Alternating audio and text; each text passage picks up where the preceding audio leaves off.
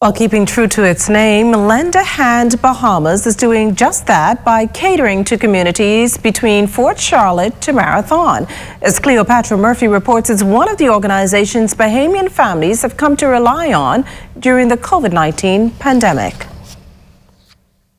Lend a Hand Bahamas, like the Bahamas Feeding Network and Hands for Hunger, has been instrumental in keeping Bahamians fed for nearly a year now, amid economic uncertainty caused by the COVID-19 pandemic.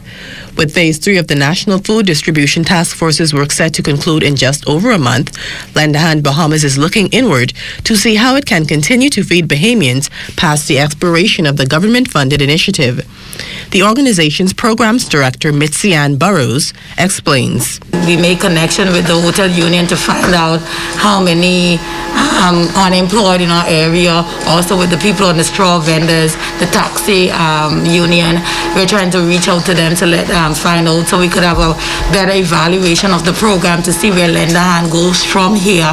Once we could see the data of what the needs are, then we could move forward into knowing where we go and what goals we could set in terms of assisting the people in our country. The organization has been part of the Food Distribution Task Force since June, which at the time had been feeding 55,000 households. The numbers have been reduced, but Burrows says the need for life-sustaining food remains. Within Phase 2 and 3, we are down to 5,000 households, with an amount of maybe about 20,000 people. And so it has been challenging at times, but the need is great, and so we're still working on methods and ways in which we could continue feeding them the best of our ability. With so many families in need, she says food distribution can become chaotic. So Lend a Hand Bahamas has introduced its Lend a Hand Food Passport to make the process easier. After seeing the long lines in the food distribution, we decided to make a passport, a Lend a Hand food passport with all the dates in the back for the distribution. And so it's just like a clinic card. When they come, we mark it off.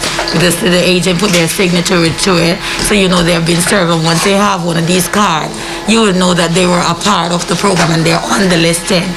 At a time when so many people need help, Burrows says the work of the Food Distribution Task Force has been vital in giving residents the help needed to survive. Cleopatra Murphy, ZNS Network News.